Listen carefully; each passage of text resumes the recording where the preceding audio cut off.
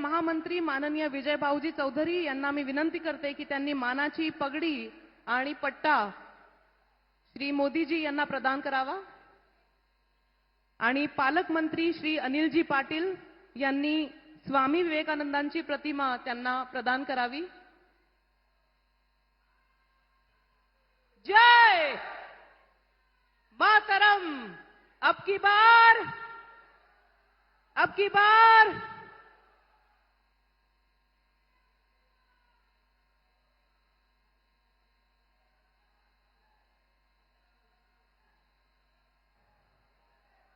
यानंतर आपल्या सगळ्यांचे प्रेरणास्थान ज्यांनी हिंदू हृदय सम्राट आदरणीय बाळासाहेब ठाकरे आणि धर्मवीर आनंदजी दिघे साहेबांच्या विचारांचा वसा आणि वारसा अखंडपणे पुढे घेऊन जाताना हिंदुत्वाचा जयघोष केला असे महाराष्ट्राचे लाडके मुख्यमंत्री नामदार एकनाथजी शिंदे साहेबांसाठी जोरदार टाळ्या।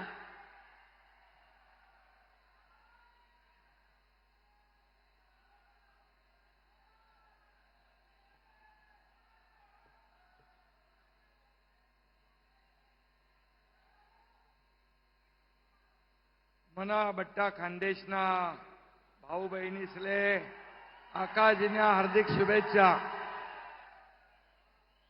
छत्रपती शिवाजी महाराज की जय भवानी। महापराक्रमी बिरसा मुंडा यांना मानाचा मुजरा। आपले विश्वनेते लोकप्रिय आणि यशस्वी प्रधानमंत्री परम आदरणीय नरेंद्र मोदीजी यांचं मी नंदुरबार या पावनभूमीत आपल्या सगळ्यांच्या वतीने मनापासून स्वागत करतो, मनापासून त्यांना धन्यवाद देतो। आजच्या या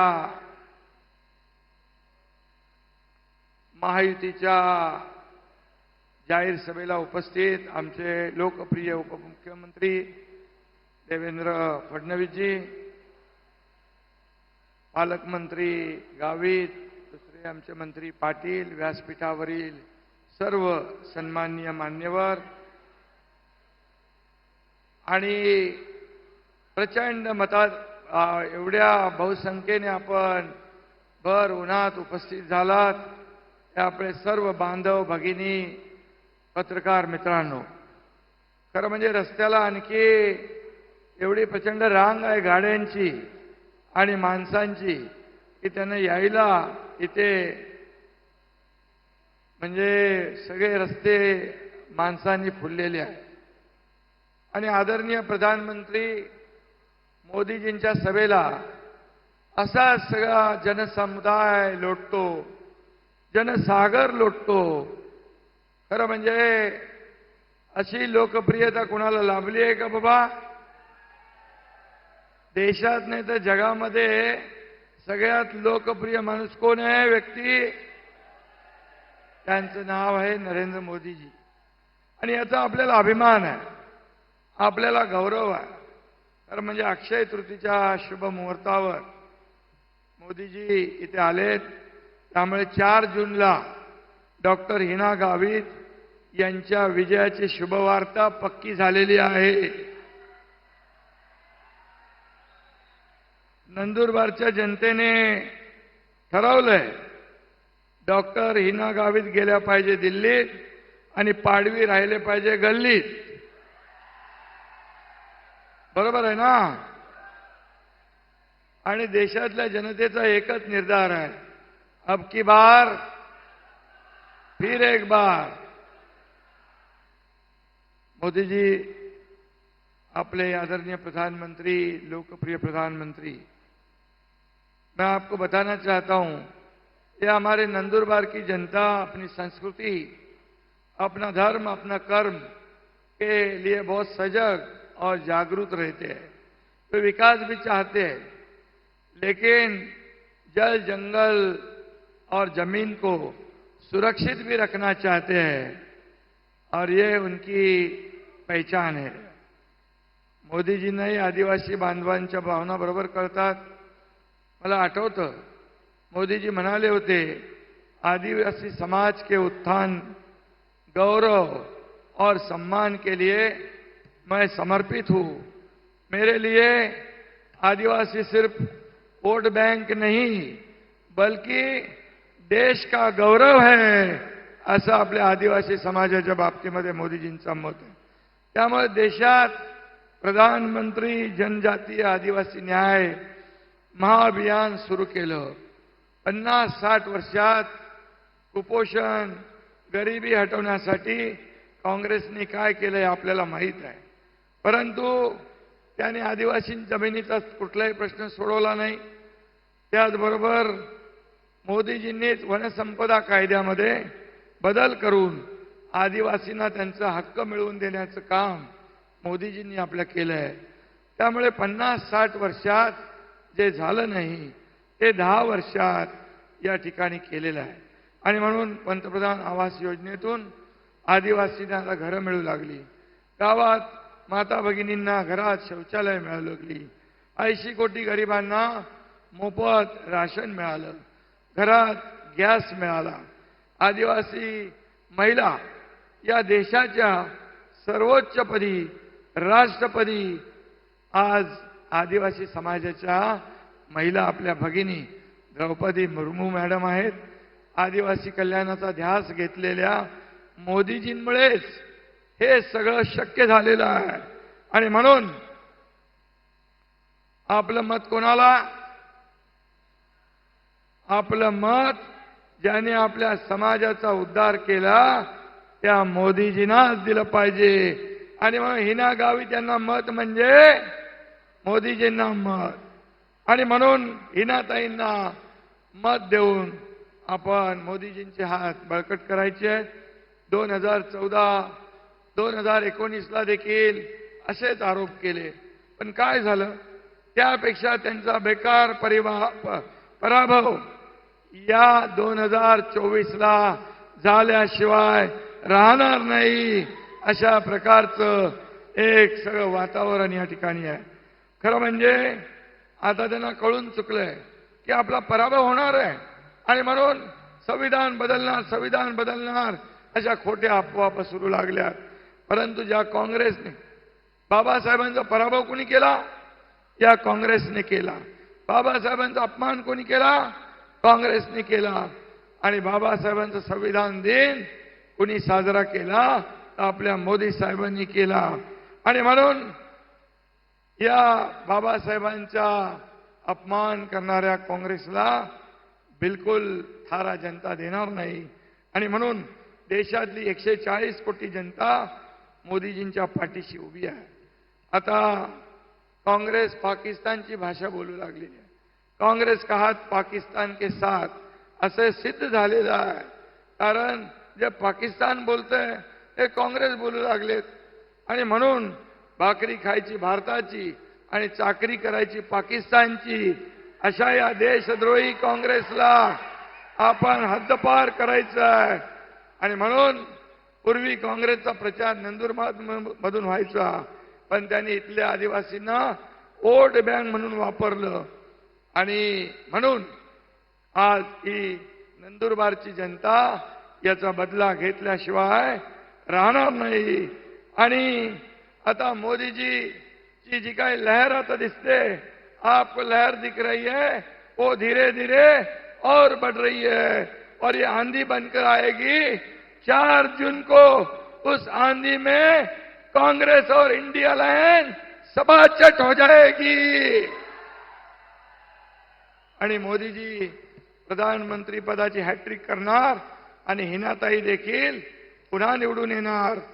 गेल्या 10 वर्षात हिनाताईंनी केलेलं काम, विकास कामं इथल्या जनतेसमोर आहेत. आणि म्हणून गेल्या 10 वर्षात मोदीजींनी केलं काम, केंद्र सरकारने केलेलं काम आपल्या समोर आहे. आपल्या राज्य सरकारने 2 वर्षात केलेलं काम आपल्या समोर आहे. आणि म्हणून आपल्या महाराष्ट्रातली जनता सुज्ञ आहे, कामाला महत्त्व देईल. आणि म्हणून मी आपल्याला एवढंच सांगतो की आज या नंदुरबार मधल्या जनतेला माझी विनंती आहे की ज्यांनी 2014ला मोदीजींना आरोप केले त्यांचा सुपडा साफ झाला. 2019ला आरोप केले तेव्हा जास्ती जनता जवळ आली. आता 2024ला पण ते आरोप करतायत. यांना आता काय दाखवणार जनता?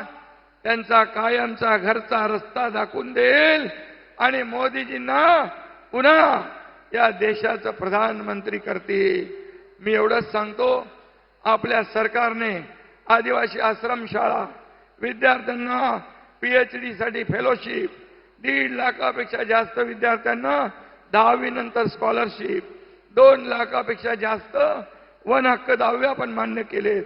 कुपोषण निर्मूलनासाठी टास्क फोर्स तयार केलाय. डोंगर दऱ्यात राहणाऱ्या आदिवासी बांधवांना मुख्य प्रवाहात आणण्याचं काम मोदीजींनी केलंय. आणि म्हणून ही निवडणूक डॉक्टर गावित किंवा तुमची आमची नाही आहे. ही निवडणूक राष्ट्र घडवणारी आहे. ही निवडणूक महासत्ता घडवणारी आहे. ही निवडणूक देशाच्या विकासाची आहे. आणि म्हणून नरेंद्र मोदी विरुद्ध राहुल गांधी अशी आहे. आपल्याकडे पाकिस्तानचं कंबरड मोडणारे मोदीजी आहे आणि त्यांच्याकडे पाकिस्तानची तळी उचलणारे काँग्रेस आहे. आपल्याकडे राष्ट्रभक्ती आहे, तिकडे राष्ट्रद्रोह आहे. आणि म्हणून आपण आपला गरीब कल्याणाचा अजेंडा आहे, तिकडे बेईमानीचा अजेंडा आहे. आणि म्हणून यावेळेस जनतेने ठरवलंय, फिर एक बार मोदी सरकार अब की बार. त्यामुळे 13 तारखेला आपण विरोधकांचे 12 वाजवणार ना आणि हिना गावित यांचा प्रचंड मताधिक्याने विजय करा. त्यांच्या निशाणी कमळासमोरचं बटन दाबा आणि हिनाताईला प्रचंड मताधिक्याने विजयी करा आणि देशाचे प्रधानमंत्री नरेंद्र मोदीजींचे हात बळकट करा. धन्यवाद. जय हिंद, जय महाराष्ट्र.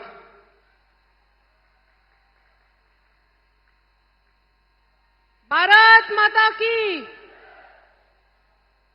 मेरा देश मेरा परिवार, यानी हम सभी भारतवासी एक बहुत बड़ा परिवार है और इस परिवार के मुखिया हैं हमारे प्यारे मोदी जी.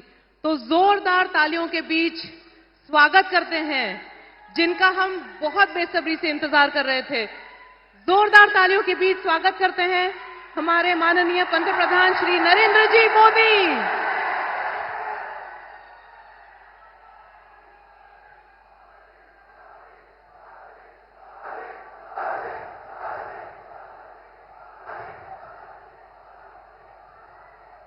जोहार. नंदुरबार मधील माझ्या सर्व भावांना आणि बहिणांना माझा नमस्कार.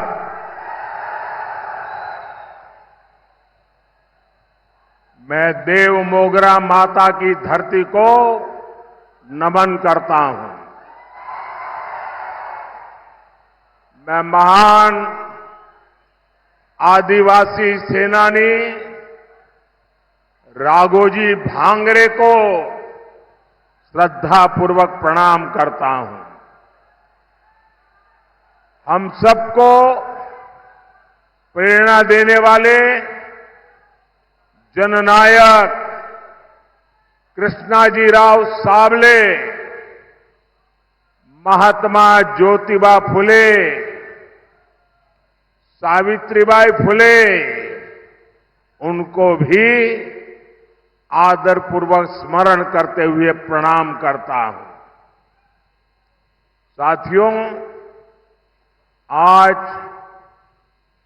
अक्षय तृतीया आखा तीज का शुभ पर्व है. मैं सभी देशवासियों को और खास करके मेरे किसान भाई बहनों को अक्षय तृतीया की बधाई देता हूं. आज भगवान परशुराम की जयंती भी है. मैं सभी देशवासियों को इस शुभ दिन की भी शुभकामनाएं देता हूं. और अक्षया तृतीया हो और इतने सारे लोग आशीर्वाद देने के लिए आए हो।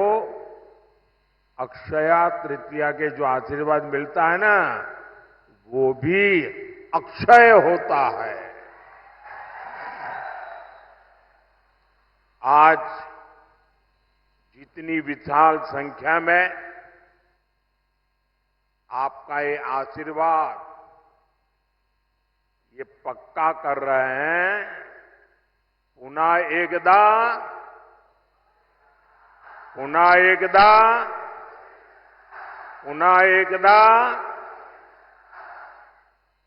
मैं देख रहा हूं अभी भी हुजूम का हुजूम अंदर आ रहा है।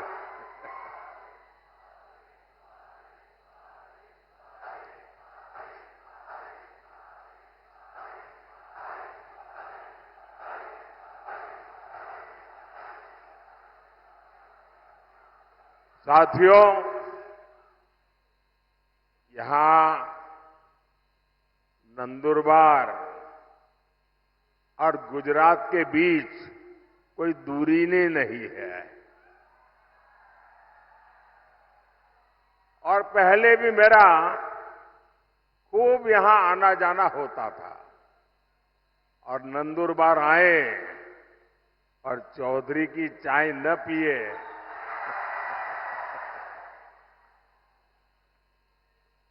चौधरी की कड़क चाय यानी नंदुरबार की यादों से जुड़ जाती है। और चाय का रिश्ता और आपके प्यार का कर्ज मोदी कभी भी भूल नहीं सकता। साथियों, वंचितों आदिवासियों की सेवा मेरे लिए परिवार के सदस्य की सेवा जैसी है। मैं कांग्रेस के शाही परिवार की तरह बड़े घराने से नहीं निकला हूं। मैं तो गरीबी में ही बड़ा हुआ हूं। मुझे पता है यहां आपने कितनी तकलीफ उठाई है। हमारे आदिवासी भाई बहन यहां काफी ऊंचाई पर भी रहते हैं। पानी के लिए कैसे आपको उतरकर नीचे आना पड़ता था, तब पानी मिलता था। ये माताएं बहनों को सबको मालूम है। आपके जीवन में भी मुश्किलों का पहाड़ था। कितने ही आदिवासी परिवारों के पास पक्का घर नहीं था। आजादी के 60 साल बाद भी गांवों में बिजली नहीं पहुंची थी। और इसलिए मोदी ने संकल्प लिया था, हर गरीब को घर, हर आदिवासी को घर, हर आदिवासी के घर में पानी, हर परिवार को पानी की सुविधा। दूर सुदूर जंगलों में भी गांव क्यों न हो, हर गांव में बिजली। साथियों, हमने नंदुरबार के करीब 1.25 लाख, देखिए आजादी के 70 साल के बाद मैं कह रहा हूं, करीब 1.25 लाख गरीबों को हमने पीएम आवास पक्का घर दिया सिर्फ नंदुरबार में। और मेरा एक काम है, मैं करोगे आप लोग? मेरा एक काम करोगे? ये मेरा दिली काम है, करोगे? माताएं बहनें करेगी? ये जो पीछे लोग खड़े हैं वो करेंगे? हाथ ऊपर करके बताओ, करेंगे तो मैं बताऊं करेंगे। अच्छा, मेरा एक काम करना, इन दिनों आप चुनाव के लिए जब भी गांव में जाए, मोहल्ले में जाए, और अगर आपके ध्यान में आए कि भाई ये 2 परिवार है, उनको अभी गैस का कनेक्शन नहीं मिला है, ये 2 परिवार रह गए हैं, उनको नल से जल नहीं मिला है, अभी 4 परिवार रह गए हैं, वो तो अभी कच्ची झोपड़ी में रहते हैं, उनको पक्का घर नहीं मिला है। आप उनका नाम पता लिख लीजिए और मुझे भेज दीजिए, और मेरी तरफ से उनको गारंटी दे देना कि मोदी आए थे, मोदी ने कहा है तीसरे टर्म में मैं 3 करोड़ और घर बनाने वाला हूं, आपको पक्का घर मिलेगा। तो ये बता देंगे, देखिए आप ही मेरे मोदी है, तो करेंगे। देखिए, हमने घर दिया मतलब 4 दीवारें दी ऐसा नहीं है। हमने घर के साथ बिजली, पानी, गैस कनेक्शन भी दिया। एनडीए सरकार ने महाराष्ट्र के 20,000 से अधिक गांवों में हर घर जल पहुंचाया है। मैं शिंदे जी, देवेंद्र जी को बधाई देता हूं, आपने मेरे हाथ मजबूत कर दिए। इसमें नंदुरबार के 111 गांव जो कठिन एरिया था वो भी शामिल है, और अभी तो ये ट्रेलर है।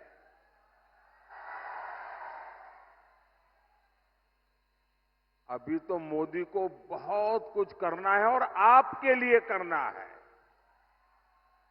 साथियों, एक तरफ भाजपा के ये प्रयास है और दूसरी तरफ एक कांग्रेस है। कांग्रेस ने आदिवासी भाई बहनों की कभी परवाह नहीं की। आदिवासी इलाकों में सिकल सेल एनीमिया एक बड़ा खतरा रहा है, लेकिन कांग्रेस ने इस बीमारी की तरफ उतना ध्यान ही नहीं दिया।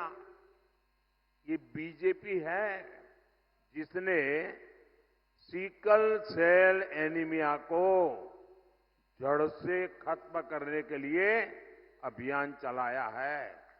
और मेरी माताएं, बहनें, नौजवान, ये जो सिकल सेल एनीमिया के लिए मैं काम कर रहा हूं ना, वो चुनाव के लिए नहीं कर रहा हूं।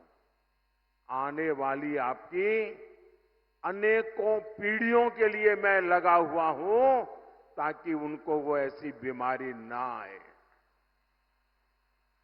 कोई गरीब कुपोषण का शिकार ना हो, हमने इसकी भी चिंता की। आज नंदुरबार से के 12 लाख से ज्यादा लोगों को मुफ्त राशन मिल रहा है। साथियों, कांग्रेस जानती है कि वो विकास में मोदी का मुकाबला कर ही नहीं सकते, और इसलिए वो इस चुनाव में झूठ की फैक्ट्री खोल के बैठ गए हैं, झूठ फैलाकर वोट लेना चाहते हैं। कभी आरक्षण को लेकर झूठ, कभी संविधान को लेकर झूठ, और इन्होंने पूरा इकोसिस्टम ऐसी अफवाहें फैलाने के लिए 24 घंटे लगा के रखा है। साथियों, आरक्षण पर कांग्रेस का हाल चोर मचाए शोर, ये चोर मचाए शोर वाला है। धर्म के आधार पर आरक्षण बाबा साहब के सिद्धांतों के खिलाफ है, बाबा साहब की भावना के खिलाफ है। संविधान निर्माताओं ने जो संविधान बनाया उसकी पीठ में छुरा भोंकने वाला ये माफ न कर सके ऐसा पाप है। लेकिन कांग्रेस पार्टी का एजेंडा है दलित, पिछड़े, आदिवासी इनका आरक्षण छीन करके माइनॉरिटी के नाम पर अपने वोट बैंक को दे देना। और मैं ऐसे हवा में नहीं कह रहा हूं, मेरे पास मजबूत उदाहरण है। और इसलिए मेरे भाई बहन, आप घर घर हर एक आदिवासी परिवार को समझाइए। और मेरे आदिवासी समाज के पढ़े लिखे लोग हैं, उनको भी मैं करबद्ध प्रार्थना करता हूं कि आप समाज को जगाइए। ये कितना बड़ा संकट कांग्रेस वाले लेकर के आए हैं। अब उन्होंने क्या किया, कर्नाटका में धर्म के आधार पर आरक्षण देने की दिशा में बहुत बड़ा कदम उठाया। और उन्होंने कहा रातों रात कर्नाटका में जितने भी मुसलमान लोग हैं उन सबको रातों रात ओबीसी बना दिया। एक ऑर्डर निकाल दिया, मुख्यमंत्री ने थप्पा मार दिया। अब हुआ क्या, जो ओबीसी को आरक्षण मिलता है उसका सबसे बड़ा हिस्सा ये रातों रात ओबीसी बन गए, उन्होंने लूट लिया। अब बताइए, ये वो आदिवासियों के लिए करना चाहते हैं, वो दलितों के लिए करना चाहते हैं, और ये कर्नाटका का मॉडल पूरे देश में लागू करना चाहती है। एससी, एसटी, ओबीसी का आरक्षण खत्म करने के लिए।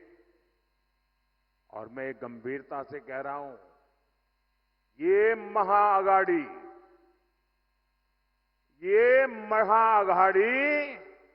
आरक्षण का महाभक्षण का महाअभियान चला रही है। वहीं एससी, एसटी, ओबीसी का आरक्षण बचाने के लिए मोदी महारक्षण, आरक्षण का महारक्षण का महायज्ञ कर रहा है। मैं पिछले 17 दिन से लगातार कांग्रेस पार्टी को चुनौती दे रहा हूं।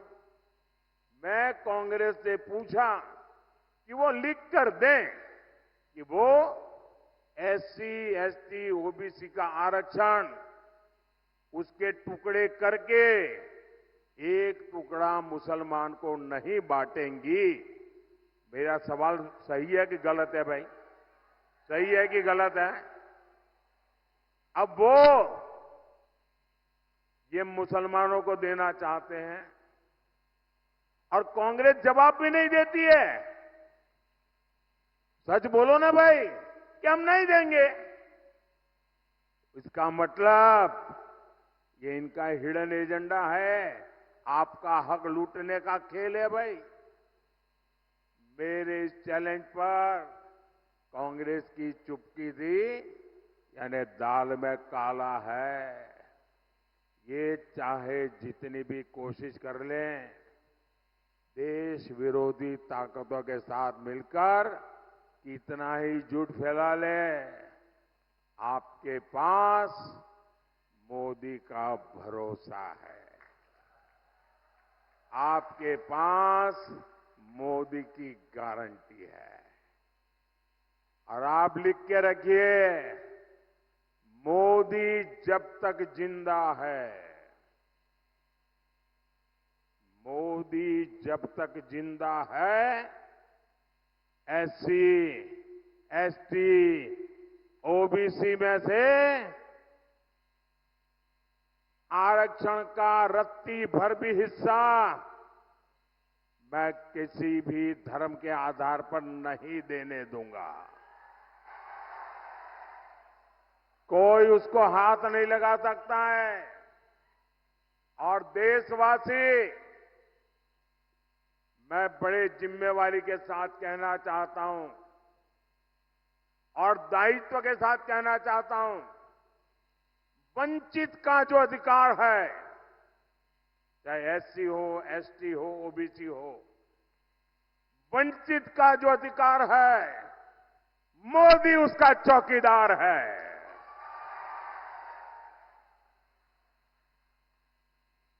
मोदी की चौकीदार में जब मोदी जैसा चौकीदार हो, किसने अपनी मां का दूध पिया है जो आपका हक छीन सकता है?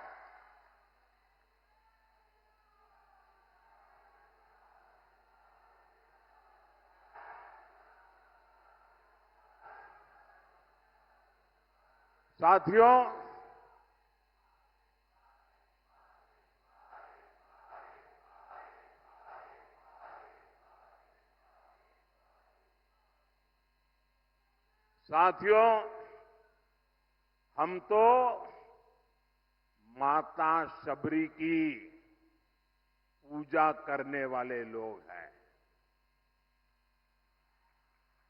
लेकिन कांग्रेस ने कभी आदिवासी समाज को सम्मान नहीं दिया और न ही मिलने दिया। आदिवासी क्रांतिकारियों ने आजादी की लड़ाई में इतने बलिदान दिए, लेकिन कांग्रेस ये बलिदान की बात मानने को तैयार नहीं है। आजादी की लड़ाई का पूरा श्रेय कांग्रेस केवल एक परिवार को ही देती रही है। ये भाजपा है जो देश भर में आदिवासी स्वतंत्रता सेनानियों पर म्यूजियम बनवा रही है, ताकि आने वाली पीढ़ियों को पता चले कि हमारे पूर्वज आदिवासियों ने देश के लिए कितने बड़े बलिदान दिए थे।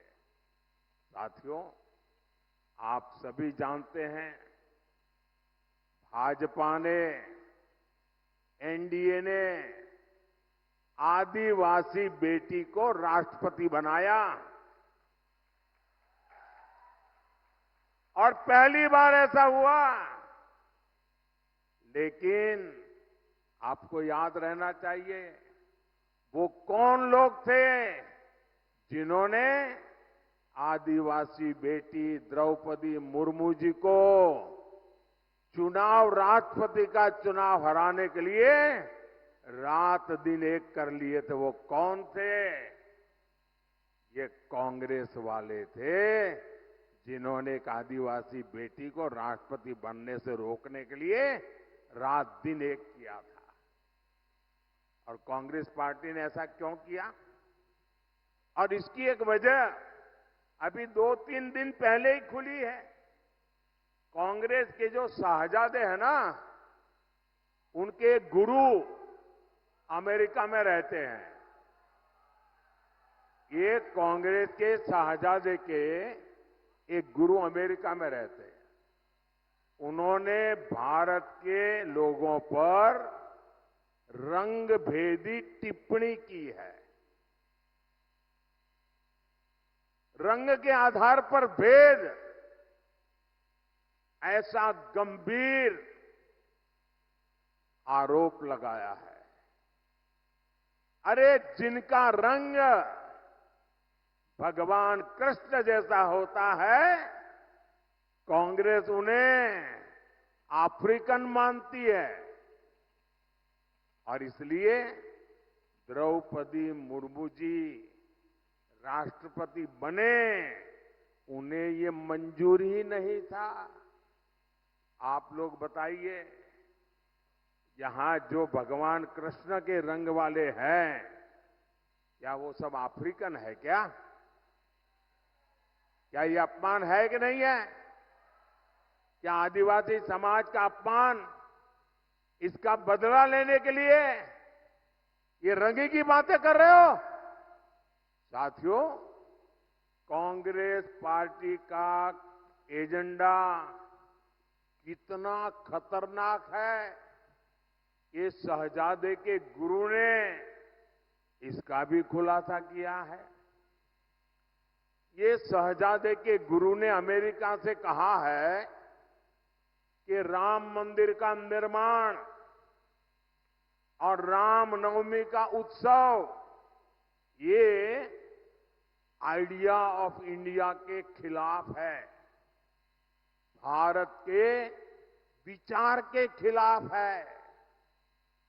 उन्होंने यहां तक कह दिया, मोदी मंदिर जाता है वो भी उनके पेट में चूहे दौड़ने लग जाते हैं।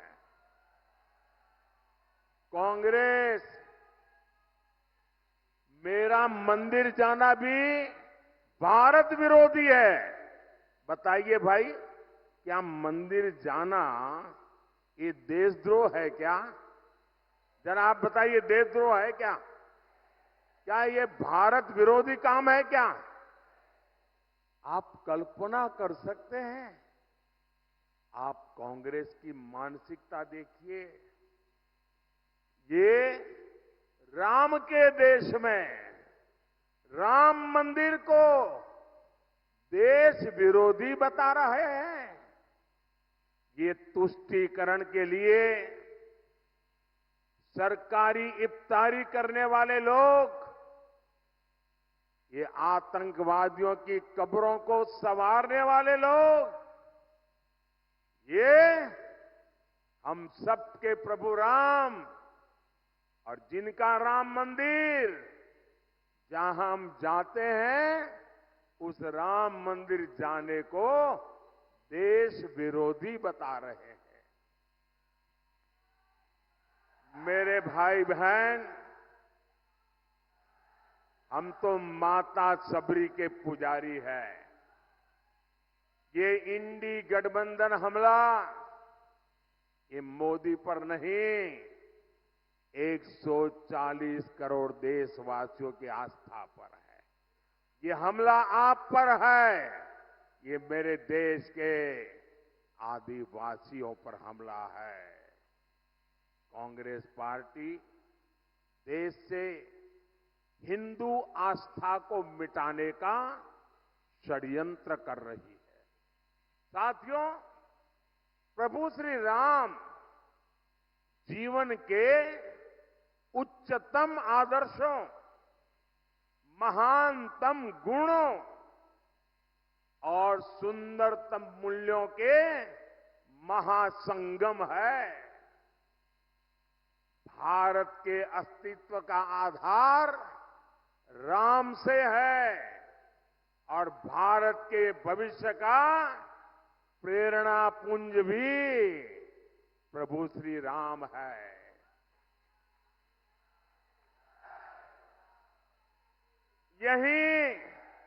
यही महाराष्ट्र की धरती पर ये संत आवाज उठी थी, विश्वाचा विश्राम रे, स्वामी माजा राम रे। अर्थात मेरे राम तो पूरे विश्व के विश्राम है, आश्रय है। ऐसे प्रभु राम को कांग्रेस पार्टी वाले आइडिया ऑफ इंडिया के खिलाफ मानती है। भगवान श्री राम की सीख है, परहित सरीस, धर्म नहीं भाई, पर पीड़ा सम नहीं अधमाई। अर्थात दूसरों की सेवा से, परोपकार से बढ़कर कोई धर्म नहीं है और किसी को पीड़ा देना ही सबसे बड़ा पाप है। ऐसे प्रभु राम को शहजादे, उनके गुरु और Congress party India idea of India के खिलाफ मानती है। हमारे राम कहते हैं, कोमल चित दिनह पर दाया, मन वच क्रम ममा भगति अमाया। अर्थात जो दीन दुखियों की पीड़ा को जानता है, महसूस करता है वही मेरा भक्त है। ऐसे प्रभु राम को कांग्रेस आइडिया ऑफ इंडिया के खिलाफ मानती है और ये भगवान राम की ही शिक्षा है। धर्मुनु दुसुर धर्मो न दुसर सत्य समाना आगम निगम पुराण बखाना।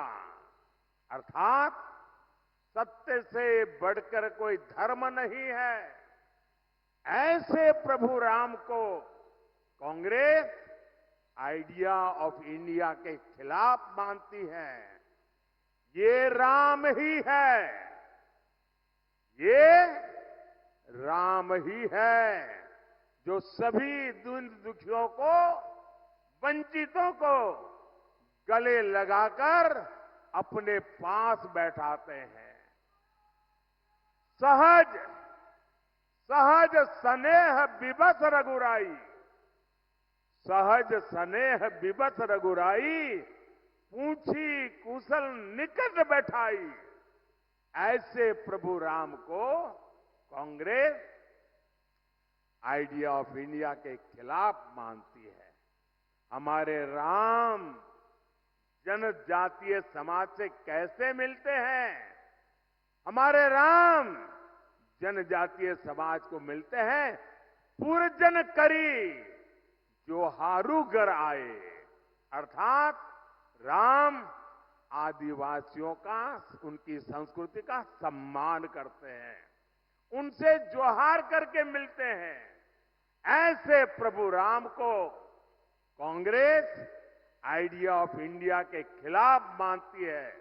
हमारे प्रभु श्री राम ने हमें सिखाया है और ये जो लोग देश छोड़ करके भाग गए हैं वो जरा कान खोल के सुन ले। हमारे प्रभु राम ने सिखाया है, अपि स्वर्णमयी लंका न में लक्ष्मण रोचते, जननी जन्म भूमिश्च स्वर्गादपि गरीयसी। अर्थात हमारी मातृभूमि स्वर्ग से भी बढ़कर है। यानी राष्ट्र प्रथम, नेशन फर्स्ट।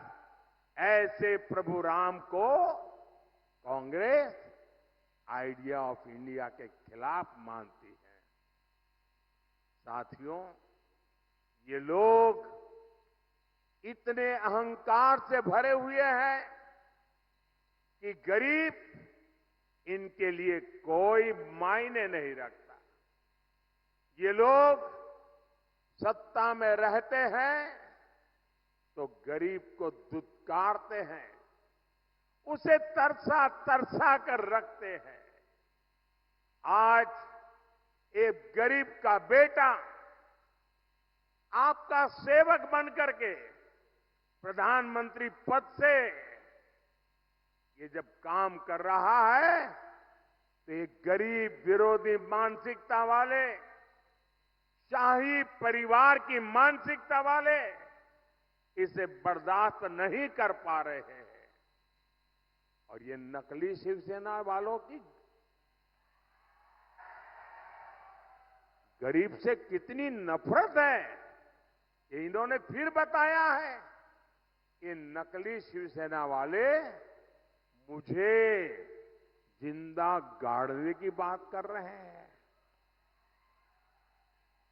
एक तरफ कांग्रेस है जो कहती है मोदी तेरी कब्र खुद देगी, और दूसरी तरफ ये नकली शिवसेना है जो मुझे जिंदा गाड़ने की बात करती है। और मुझे गाली देते हुए भी ये लोग तुष्टीकरण का पूरा ध्यान रखते हैं।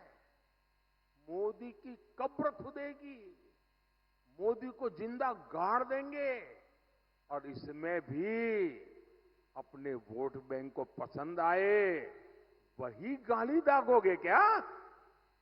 साथियों, मुझे कई बार ये सोचकर दुख होता है कि बाला साहब ठाकरे को कितना दुख होता होगा। मैंने बाला साहब को निकट से देखा है, उनके मन को, दिल को छू करके मैंने देखा है। अब तो ये नकली शिवसेना वाले बम धमाके के दोषी को भी अपने साथ प्रचार में ले जाने लगे हैं। इसका मतलब हुआ कि बिहार में चारा चोरी में जेल भुगत रहे व्यक्ति को कंधे पे बिठा के घूम रहे हैं। महाराष्ट्र में बम धमाकों के दोषी को कंधे पर बिठा के घूम रहे हैं। ऐसे पापियों को लेकर के जिनको चलना पड़ रहा है, इन लोगों के विषय में 50 बार सोचना पड़ेगा। इसलिए कोई बड़ी बात नहीं कि मुझे उनको जमीन में गाड़ने के सपने दिख रहे हैं। ये लोग जनता का साथ, जनता का विश्वास तो गंवा चुके हैं। इनकी अपनी सियासी जमीन खिसक चुकी है। लेकिन ये भूल रहे हैं कि भारत की 140 करोड़ जनता, मेरे माताएं बहनें इतनी बड़ी तादाद में जो आई है ना, ये मेरी माताएं बहनें, यही मोदी की रक्षक है। ये मातृशक्ति मेरा रक्षा कवच है। मुझ पर मातृशक्ति का इतना आशीर्वाद है, ये लोग चाहकर भी मोदी को जीते जी भी और मरने के बाद भी जमीन में नहीं गाड़ पाएंगे।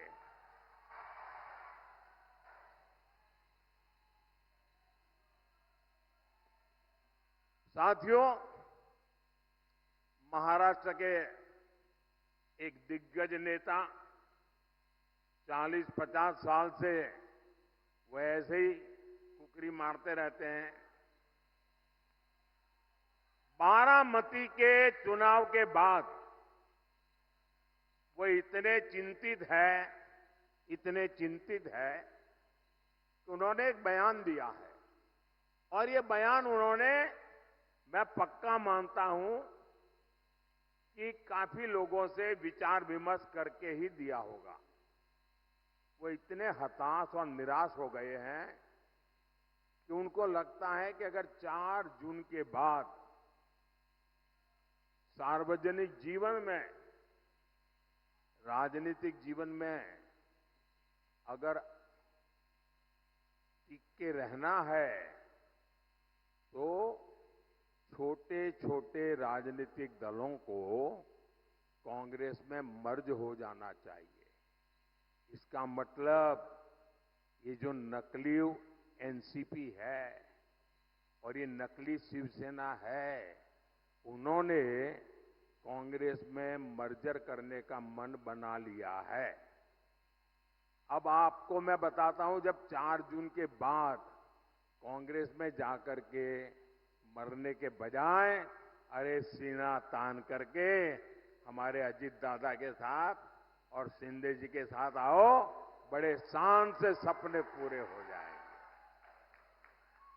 भाइयों बहनों, 13 मई को कांग्रेस और इंडी अघाड़ी को आपका वोट ही जवाब देगा। नंदुरबार से हमारी बेटी हिना गावित जी आपकी सुख दुख की साथी है। और आप जानते हैं ना, हिना मेरी कितनी मदद करती है। पार्लियामेंट में आपने देखा होगा, ये छोटी बेटी है लेकिन पार्लियामेंट में विपक्ष वालों के छक्के छुड़ा देती है। आप उन्हें ज्यादा से ज्यादा वोट देकर बहुत बड़ी जीत दिलाइए। और मेरा इसके लिए आग्रह है, मतदान ज्यादा होना चाहिए। भाई करोगे? पहले मतदान फिर जलपान, मंजूर है? अच्छा, मेरा एक काम करोगे? मेरा एक काम करोगे? जरा हाथ ऊपर करके कहिए। माताएं बहनें बताइए, मेरा एक काम करोगे? जरा हाथ ऊपर करके बताइए, मेरा एक काम करोगे? देखिए, घर घर जाना और लोगों को कहना कि अपने मोदी जी आए थे और मोदी जी ने आपको प्रणाम भेजा है। मेरा प्रणाम पहुंचा देंगे? हर परिवार में मेरा प्रणाम पहुंचा देंगे? बोलिए भारत माता की, भारत माता की, भारत माता की। बहुत बहुत धन्यवाद।